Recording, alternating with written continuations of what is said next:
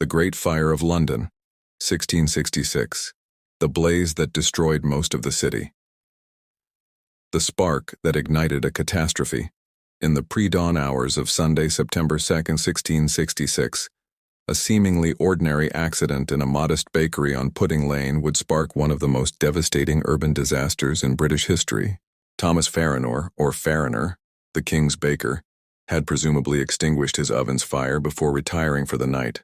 But a stray spark found its way to nearby fuel, setting the wooden structure ablaze. By 1 a.m., the bakery was engulfed in flames.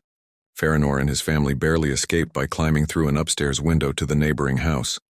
Though their maid became the fire's first known victim, too frightened to attempt the dangerous escape.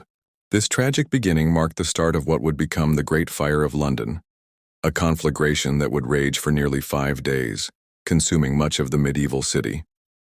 A city ripe for destruction, London in 1666 was a tinderbox waiting to ignite. After a long, dry summer, the predominantly wooden structures had become highly flammable. The city's medieval layout featured narrow, winding streets crowded with timber-framed houses that projected upper stories outward, nearly touching their neighbors across the alleyways. These jetties, though maximizing living space, created perfect channels for fire to spread rapidly from building to building. The city's density exacerbated the danger. With approximately 350,000 inhabitants, London was one of Europe's largest cities, its population crammed into an area of about 700 acres within the old Roman walls. The poorest districts along the Thames were particularly vulnerable, packed with warehouses storing combustible materials like oil, tallow, and hemp. Even the river itself offered little protection, as the fire would leap across the Thames at London Bridge, only being stopped from spreading southward by a gap created by an earlier fire in 1633.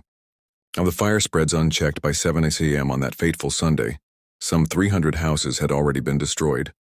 The fire raced down Pudding Lane toward the Thames, feeding on the riverside warehouses and then turning north into the heart of the city.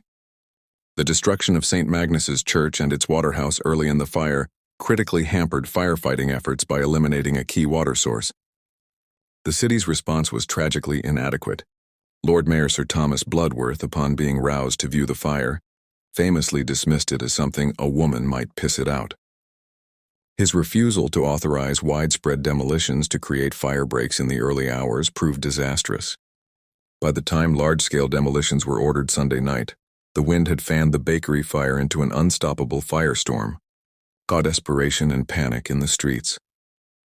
As the fire spread on Monday, September 3rd, order began to break down.